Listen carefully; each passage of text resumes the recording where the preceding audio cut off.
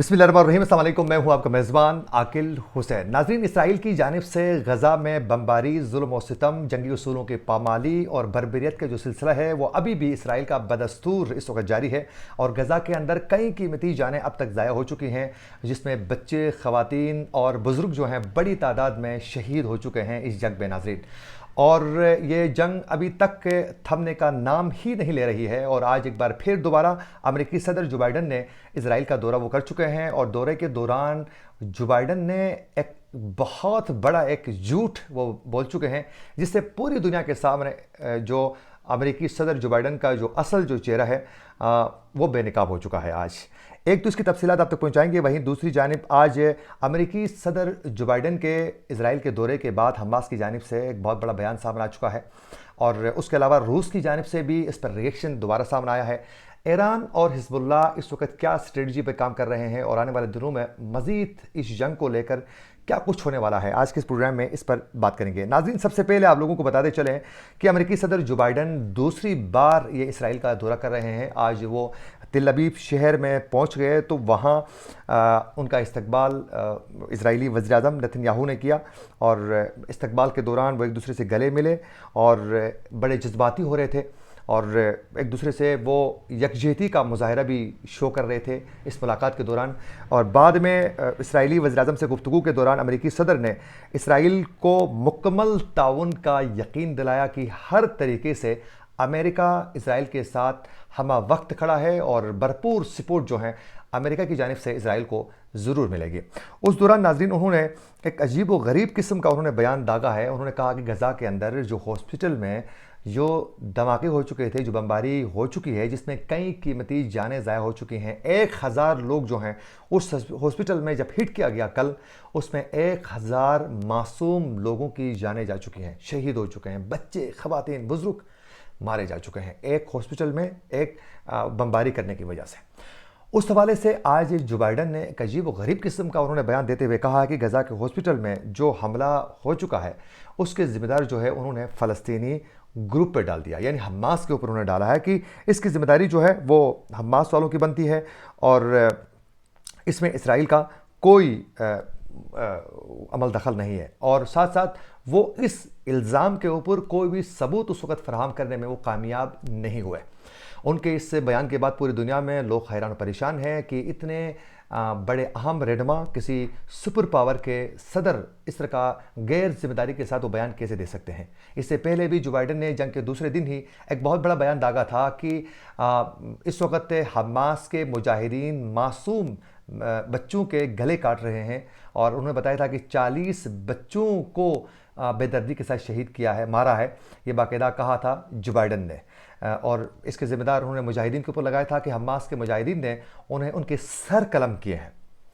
जब उन्होंने ये बयान दिया तो उसके बाद चंद टाइम के बाद जो है, थोड़े से वक्त के बाद जो है, वाशिंगटन से ख़ुद जो है बाकायदा उस वक़्त बयान जारी हुआ और ये कहा गया कि सदर जो बाइडन ने ये जो बयान दिया है ये जो इसराइल के जो हुक्काम हैं उनके साथ बातचीत करके उनके कहने पर ये कहा है, लेकिन अभी तक इसके कोई सबूत नहीं मिले हैं। अब अंदाज़ा करें, पहले वो झूठ भी पकड़ा गया, अब ये तो झूठ तो पूरी दुनिया के सामने बेनकाब हो चुका है कि इसराइल ने बमबारी की है, आप उसका बदला कह रहे हैं कि ये तो हमास ने खुद किया है। ये कैसे हो सकता है कि कोई स्टेट के अंदर जो मुज़ाहमती जो ग्रुप है वो लड़ रहा है दुश्मन के ख़िलाफ़, वो फिर अपने लोगों को ही मारे? ये तो पॉसिबल ही नहीं है। बमबारी की है, अभी तक इसराइल हमास के मुजाहिदीन के साथ खुल के उनका मुकाबला करते हुए उनको टफ टाइम देने में इसराइल नाकाम हो चुका है। और उसी वजह से इस वक्त हमास को नाकाम बनाने के लिए, हमास को मजबूर करने के लिए इस वक्त इसराइली जो फ़ौज है वो आबादी का जो एरिया है, सिटी में जहाँ लोग रहते हैं, उन एरियाज़ को हिट कर रहा है। और इस वक्त इसराइल की जानिब से जहाँ जो गज़ा के जो लोग हैं वो पनाह लेते हैं किसी भी स्कूल में, तो उसको हिट किया जाता है। वहाँ से भागने की कोशिश करते हैं, बाहर निकलते हैं तो उनकी फैमिलीज़ को हिट करके मारा जा रहा है। तो हॉस्पिटल के अंदर जो है ट्रीटमेंट चल रही थी, जो ज़ख्मियों को लाया जा रहा था, ऑलरेडी वहाँ सहूलियात नहीं थी, आपने ऊपर से फिर बमबारी करके वहाँ 1000 लोगों को शहीद किया जा चुका है। और नाज़रीन, इसराइली फ़ौज ने मज़ीद 65 फ़लस्तीनियों को इस वक्त اپنی حراست میں لے لیا ہے، اور اب ان کی تعداد جو ہیں اس وقت اسرائیل کی حراست میں فلسطینیوں کی تعداد 750 تک پہنچ چکی ہے، اور شہید ہونے والے فلسطینیوں کی تعداد اب تک 3300 تک پہنچ چکی ہے، اور اس سے زیادہ بھی تعداد ہو سکتی ہے، اور زخمی ہو چکے ہیں ان کی تعداد 13,000 سے تجاوز کر چکی ہے، اور بعض کی حالت تو انتہائی تشویشناک بھی بتائی جا رہی ہے۔ اور ناظرین، اس کے علاوہ آج روسی صدر کی جانب سے بھی باقاعدہ کہا گیا ہے کہ غزہ کے اندر جو ہاسپٹل پہ جو حملہ کیا جا چکا ہے، یہ انہوں نے کہا انتہائی خطرناک اور تباہ کن قرار دیا ہے انہوں نے، اور کہا کہ یہ اس طرح کے عام لوگوں کو ہٹ کرنا، ہاسپٹلس کو ہٹ کرنا، یہ انتہائی افسوسناک عمل ہے۔ باقاعدہ یہ پیوٹن کی جانب سے یہ بتایا جا چکا ہے۔ اور ناظرین، جو ہی یہ ان کا دورے کے دوران امریکی صدر کی جانب سے جب یہ بیان سامنے آیا، تو اس وقت حماس کی جانب سے باقاعدہ رد عمل سامنے آ چکا ہے، اور کہا گیا ہے کہ اس وقت امریکہ جو ہے اسرائیل کی حمایت میں اندھی جانبداری کا مظاہرہ کر رہا ہے۔ کہا کہ یہ بالکل اندھے ہو چکے ہیں امریکہ اور اس کے صدر، اور وہ اسرائیل کے حمایت کے چکر میں اس وقت عجیب و غریب قسم کے یہ بیانات دے رہے ہیں۔ یہ باقاعدہ حماس کی جانب سے کھل کے یہ بیانات جو ہیں سامنے آ رہے ہیں۔ اور آج ناظرین، روس کی جانب سے باقاعدہ کہا گیا ہے کہ اس طرح کے غیر انسانی ایکٹیویٹیز نہیں ہونا چاہیے جس سے لوگوں کو نقصان پہنچ سکے۔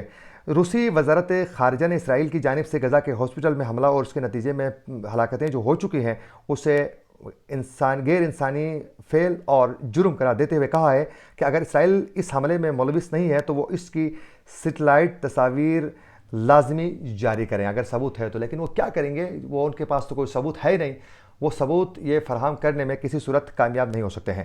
وہیں دوسری جانب ایران کی جانب سے بار بار یہ بتایا جا رہا ہے، بالخصوص رہبر معظم علی خامنہئی کی جانب سے، کہ اگر یہ جنگ فوری طور پر نہیں روکا گیا، کردار ادا نہیں کیا گیا، تو پھر اس کے بعد جو جنگ شروع ہوگی مختلف محاذ میں، وہ پھر روکنا کسی کی بس میں نہیں ہوگا، اور وہ پھر کسی صورت روکا نہیں جائے گا۔ باقاعدہ یہ دو ٹوک انداز میں پیغام آ چکا ہے، اور آج باقاعدہ ایران کے اندر امام علی رضا علیہ السلام کی زیارت کے اوپر جو پرچم تھا اس کو آج باقاعدہ بلیک پرچم جو ہے باقاعدہ لہرایا جا چکا ہے۔ یہ معمول کے اگینسٹ ہے، یہ اس سے پہلے ایسا نہیں ہوا ہے۔